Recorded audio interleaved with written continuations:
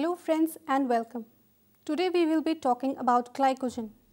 The objectives of this e-module are to acquaint the readers with the basic knowledge of glycogen, to understand the roles of glycogen, to provide an idea of glycogen related disorders, and to highlight the importance of glycogen in muscle tissue.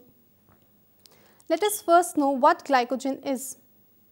Glycogen is a readily mobilized storage form of glucose. In humans, glycogen is made and stored primarily in the cells of the liver and the muscles, hydrated with 3 or 4 parts of water. Glycogen functions as the secondary long-term energy storage, with the primary energy stores being fats held in adipose tissue. Muscle glycogen is converted into glucose by muscle cells, and liver glycogen converts to glucose for use throughout the body, including the central nervous system. Glycogen is an important fuel reserve for several reasons. The controlled breakdown of glycogen and release of glucose increases the amount of glucose that is available between meals. Hence, glycogen serves as a buffer to maintain blood glucose levels. Glycogen's role in maintaining blood glucose levels is especially important because glucose is virtually the only fuel used by the brain except during prolonged starvation. Moreover, the glucose from glycogen is readily mobilized and is therefore a good source of energy for sudden strenuous activity. Unlike fatty acids, the released glucose can provide energy in the absence of oxygen and can thus supply energy for anaerobic activity. The two major sites of glycogen storage are the liver and skeletal muscle. The concentration of glycogen is higher in the liver than in muscle, but more glycogen is stored in skeletal muscle overall because of its much greater mass. Glycogen is present in the cytosol in the form of granules ranging in diameter from 10 to 40 nanometers. When glycogen is stored within muscle and liver cells, it retains water along with it. So, changes in glycogen content can cause quite noticeable changes in total body weight. For example, in the first few days of starvation, glycogen is used by the liver to maintain blood sugar, and by muscle metabolism and the associated water is excreted from the body in the urine, accounting for a major part of 1 to 2 kilograms loss of weight. Now, structure of glycogen. It is a very large branched polymer of glucose residues that can be broken down to yield glucose molecules when energy is needed. Most of the glucose residues in glycogen are linked by alpha-1,4 glycosidic bonds. Branches at about every 10th residue are created by alpha-1,6 glycosidic bonds. Alpha-glycosidic linkages form open helical polymers, whereas beta linkages produce nearly straight strands that form structural fibrils as in cellulose. Now let us have a look at glycogen metabolism. Glycogen degradation and synthesis are relatively simple biochemical processes. Glycogen degradation consists of 3 steps. First, the release of glucose 1-phosphate from glycogen. Second, the remodeling of the glycogen substrate to permit further degradation. And third, the conversion of glucose 1-phosphate into glucose 6-phosphate for further metabolism. The glucose 6-phosphate derived from the breakdown of glycogen has 3 phases. It is initial substrate for glycolysis. It can be processed by the pentose phosphate pathway to yield NADPH and the ribose derivatives, and it can be converted into free glucose for release into the bloodstream. This conversion takes place mainly in the liver and to a lesser extent in the intestines and kidneys. Glycogen synthesis requires an activated form of glucose, uridine diphosphate glucose, which is formed by the reaction of uridine triphosphate and glucose 1-phosphate. UDP glucose is added to the non-reducing end of glycogen molecules. As is the case for glycogen degradation, the glycogen molecule must be remodeled for continued synthesis. The regulation of these processes is quite complex. Several enzymes taking part in glycogen metabolism allosterically respond to metabolites that signal the energy needs of the cell. These allosteric responses allow the adjustment of enzyme activity to meet the needs of the cell in which the enzymes are expressed. Glycogen metabolism is also regulated by hormonally stimulated cascades that lead to the reversible phosphorylation of enzymes, which alters their kinetic properties. Regulation by hormones allows glycogen metabolism to adjust to the needs of the entire organism. By both these mechanisms, glycogen degradation is integrated with glycogen synthesis. Now, glycogen disorders. The most common disease in which glycogen metabolism becomes abnormal is diabetes, in which, because of abnormal amounts of insulin, liver glycogen can be abnormally accumulated or depleted. In hypoglycemia caused by excessive insulin, liver glycogen levels are high, but the high insulin levels prevent the glycogenolysis necessary to maintain normal blood sugar levels. Glucagon is a common treatment for this type of hypoglycemia. Apart from this, glycogen storage disorders are a group of inherited diseases that result from a lack of or abnormal functioning of one of the proteins or enzymes involved in the conversion of glucose to glycogen or the breakdown of glycogen back into glucose.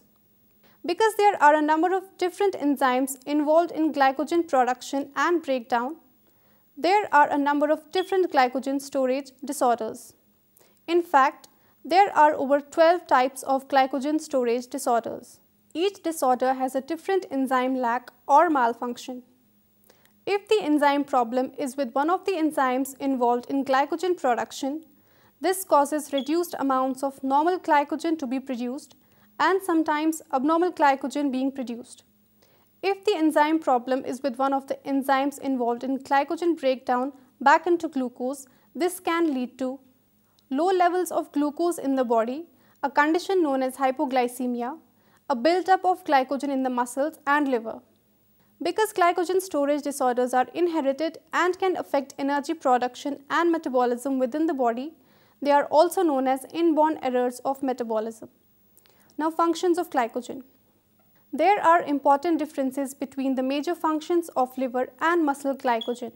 The main role of the liver glycogen is to provide a reserve supply of glucose in order that blood glucose concentration can be kept at an adequate level to supply the brain, which does not use other fuels during periods of fasting or when glucose use is increased during physical work and exercise.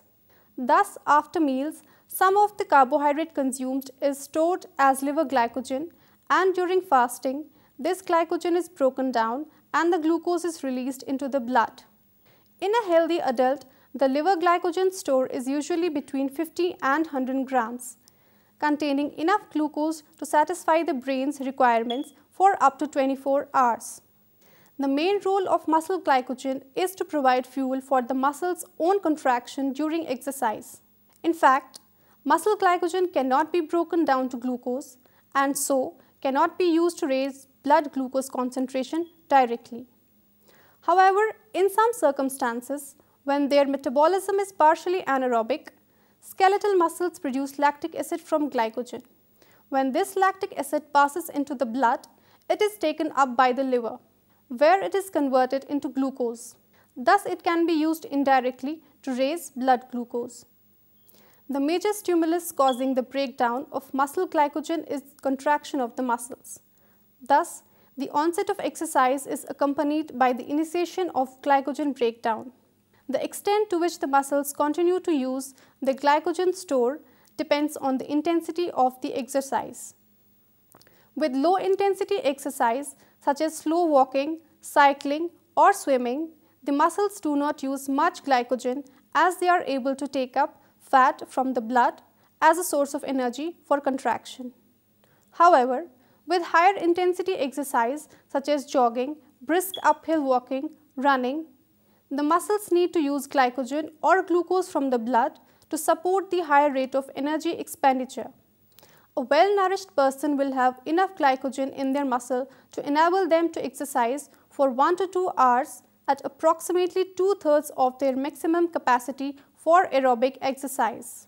However, if people consume a very high carbohydrate diet, especially for at least 3 days after first depleting their muscle glycogen levels, it is possible to double this normal glycogen content, ensuring that a longer period of exercise can be sustained before it is used up.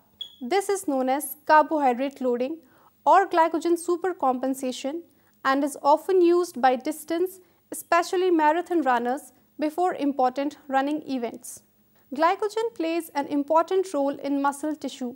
Let us see how. Glycogen occurs as granules in the muscle cells as insoluble components of the cell. It is the most important source of carbohydrate energy. In red muscles and in muscles that are not working extremely hard, it is likely that most of the energy is supplied via the tricarboxylic acid cycle and the mitochondrial electron transport chain. This system provides a large quantity of ATP molecules per molecule of substrate utilized and allows for the complete conversion of substrate to carbon dioxide and water.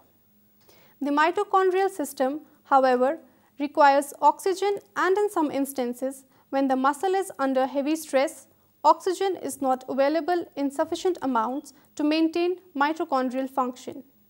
The anaerobic glycolytic system then becomes predominant. This is especially likely in white muscles, which are generally involved in sporadic bursts of activity requiring very large amounts of energy. During anaerobic glycolysis, glycogen is converted through a series of phosphorylated 6-carbon and 3-carbon intermediates to pyruvate, which is then reduced to lactate. This system requires the cofactor NAD+, and it continually regenerates the NAD+ required. The terminal enzyme of the sequence, lactate dehydrogenase, is principally responsible for regeneration of NAD+. In anaerobic glycolysis, ATP production is much less efficient than it is in aerobic respiration. For example, anaerobic glycolysis yields only 2 or 3 moles ATP per mole of glucose, whereas aerobic respiration yields 36 or 37 moles ATP. Also, anaerobic glycolysis results in incomplete oxidation of substrates and accumulation of lactate. Lactate can penetrate the cell membrane, and much of it is removed to the blood, where it goes to the liver and is used in the resynthesis of glucose. The glucose is then carried back to the muscle, where glycogen is eventually produced. Glycogen is depleted by several stress conditions, and in general, it is desirable to minimize these conditions as much as possible. Stress conditions include exercise, fasting, hot and cold temperatures, and fear. Increased glycogenolysis and lipolysis generally accompany stress, but not all animals react in the same way or to the same degree to any one of these stresses. Within a given species, the response to stress may vary among breeds or between sexes. Heat stress affects the quality of chicken breast muscle. Heat stress birds exhibit lower ultimate pH values and are tougher than unstressed birds, and they have lower water holding properties. It is now widely recognized that stressed animals are likely to have a subnormal content of glycogen in their muscles, whereby post-mortem the pH of their flesh falls to attain acidic values, and the attributes of eating quality in the meat will be adversely affected. The ultimate or final pH that a muscle tissue attains is also important. A low ultimate pH in beef provides resistance to the growth of microorganisms and a normal color. Sometimes a high ultimate pH occurs. Long-term stress before slaughter or starvation uses up the glycogen, so that less lactic acid is formed after slaughter, resulting in an abnormal muscle condition in which it remains dark purplish red on exposure to air instead of a bright red color. This is termed dark, firm and dry in the case of pigs and dark cutting in beef. The condition is rarer in lambs. Such meat and products made with it have a pH above 6 and spoil quickly, since the low acidity favors rapid bacterial growth.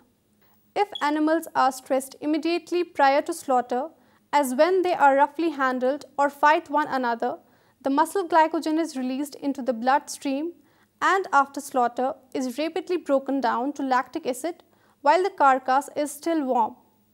This high level of acidity causes a partial breakdown of muscle structure which results in pale, soft and exudative meat termed PSE, a condition mostly occurring in pigs. The meat loses some of its water binding capacity, which is very important in certain types of meat processing.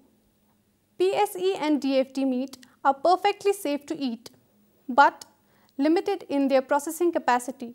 PSE meat has higher drip and cooking losses due to the reduced water binding capacity.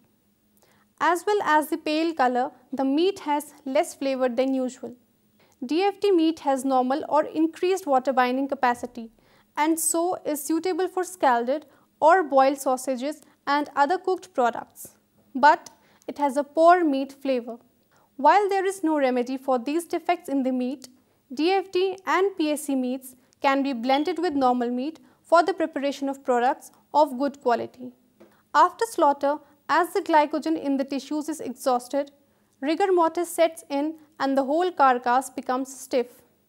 This is due to the contraction of the muscle fibers when the actin filaments of the muscle fibers slide inwards between the myosin filaments, so shortening the myofibrils. As far as meat quality is concerned, perhaps the most important manifestation of the post-mortem denaturation of muscle proteins is their loss of water holding capacity, because in practice it is a more universal phenomenon than discoloration. The point of minimum water holding capacity of the principal proteins in muscle is 5.4 to 5.5. Since the production of lactic acid from glycogen at any given temperature and rate will generally cause the pH to reach 5.5, normal meat will lose some fluid. This will obviously be less if the ultimate pH is high. The post-mortem pH of meat will be determined by the amount of lactic acid produced from glycogen during anaerobic glycolysis, and this will be curtailed if glycogen is depleted by fatigue or fear in the animal before slaughter. Since pH is an important determinant of microbial growth, it will be obvious that the ultimate pH of meat is significant for its resistance to spoilage. Most bacteria grow optimally at about pH 7 and not well below pH 4 or above pH 9. But the pH of maximal growth is determined by the simultaneous operation of variables other than the degree of acidity or alkalinity itself. Some of the bacteriological enzymes which cause spoilage may have different optima from that of the organism itself. Thus, whereas bacterial proteolytic enzymes operate best near neutrality, the enzymes which attack carbohydrates tend to have optima below 6, and organisms such as lactic acid bacteria, of which the predominant activity is carbohydrate breakdown, have optima between pH 5.5 and 6. In fresh meat, the encouragement given to bacteria by a high ultimate pH, especially in the deeper areas of the carcass which are slow to cool, causes bone taint. Muscle which has a high ultimate pH because of a deficiency of glycogen at death also lacks the glucose which is produced by amylolysis post-mortem, albeit in much smaller quantity than lactic acid by glycolysis. In the absence of readily available carbohydrate substrate, microorganisms attack amino acids immediately, causing early spoilage including off orders. Proper resting before slaughter or the feeding of sugar builds up muscle glycogen, giving a lower ultimate pH and increasing storage life. This was all about today's lecture. Hope you understood it well. Thank you.